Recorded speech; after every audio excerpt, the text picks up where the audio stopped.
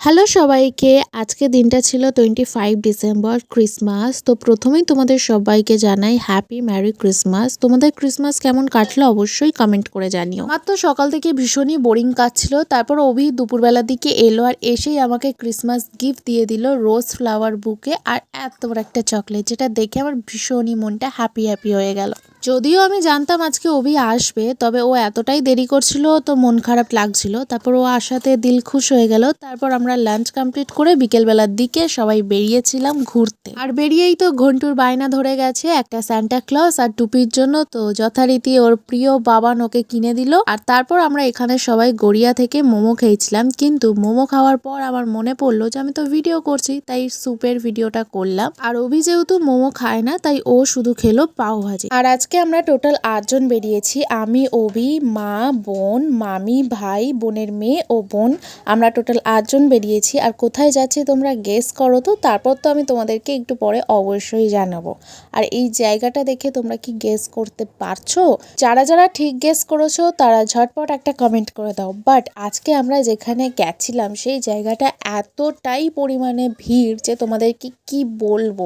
হ্যাঁ ঠিকই ধরেছো, আমরা গেছি পাটুলিতে। আর এতটাই ভিড় যে কি বলবো। গড়িয়া থেকে পাটুলি আসার সময় যেখান থেকে তোমরা অটোতে নামো ওই জায়গা থেকে শুরু করে একদম শেষ প্রান্ত মানে দক্ষিণেশ্বর মন্দির পর্যন্ত যেতেই আমাদের 1.5 ঘন্টার উপরে সময় লেগে গেছে। আমি ভাবছি আজকে এত কেন ভিড়।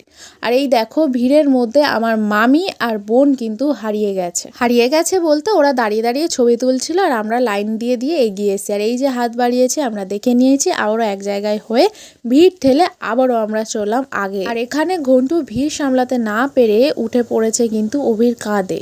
অভিকে ও বাবান বলে আর বাবান হচ্ছে ওর খুব প্রিয়। বাবান যদি ওর সাথে থাকে তাহলে আমাকেও পাত্তা দেয় না।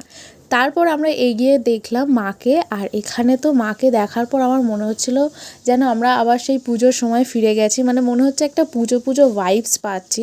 এবার তোমরা জাস্ট ভিড়টা দেখো, কারোর কিচ্ছু দেখা যাচ্ছে না, শুধু কালো কালো মাথা দেখা যাচ্ছে। আমি ভাবছি এখানে তো দেখার মতন সেরকম কিছুই নেই, বাট এতটা পরিমাণে ভিড় কেন হয়েছে, মানে কি কারণে এতটা পরিমাণে ভিড় হয়েছে সেটাই আমি বুঝতে পারছি না। আর এখানে তোমাদের সাথে একটা মজার জিনিস শেয়ার করি। এই যে এই মহিলাটি ভিডিও করছে বাট ফোনটা অফ, মানে উনি তো একবার ফোনের দিকে তাকাবে যে আদৌ ভিডিও হচ্ছে কি না। তাই ভাবলাম তোমাদের সাথে এই মজার ব্যাপারটা একটু শেয়ার করি। আর দেখো কেন ভিড় হয়েছে বলো তো, এই যে ঋতুপর্ণা সেনগুপ্ত এসছেন সবাইকে কেক খাওয়াতে। এই ব্যাপারটা যদি আগে জানতাম তাহলে এতটা ভিড় ঠেলে কষ্ট করতাম না। মানে এই ভিড় ঠেলে এরকম দেখার কোনো মানেই হয় না। যাই হোক, এসে যখন পড়েছি তাই সবাই একটা করে কেক আমরা নিয়ে নিলাম। কেক নিয়ে আমরা সোজা চললাম বাড়ির দিকে, কারণ আজকে পাটুলি থেকে বাস বা অটো পেতে খুবই চাপ ছিল, রিস্ক ছিল। তাই রিস্ক না নিয়ে আমরা ক্যাব বুক করে মজা করতে করতে সবাই বাড়িতে ফিরলাম। তাহলে আজকের এই ব্লগটা আমি এখানেই শেষ করছি। আমার ক্রিসমাস এইভাবেই কাটলো। তোমাদের কেমন কাটলো অবশ্যই জানিও। দেখা হচ্ছে নতুন ব্লগের সাথে। বাই।